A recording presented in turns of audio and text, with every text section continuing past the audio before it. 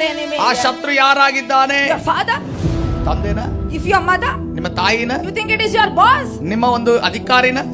Is it your friend? ನಿಮ್ಮ ಒಂದು ಸ್ನೇಹಿತನ? Is it your wife? ನಿಮ್ಮ ಹೆಂಡತಿನ? Is it your father or ನಿಮ್ಮ mother? ತಂದೆ ತಾಯಿನ? Is it your husband? ನಿಮ್ಮ ಗಂಡನ? He is the devil. ಆತನು ಸೈತಾನನಾಗಿದ್ದಾನೆ, ನಮ್ಮ ಶತ್ರು. Sometimes we feel like this. ಕೆಲವರು ಈ ರೀತಿಯಲ್ಲಿ ಆಲೋಚನೆ My ಮಾಡ್ತೇವೆ, mother is not right. ನನ್ನ ತಾಯಿ ಸರಿ ಇಲ್ಲ.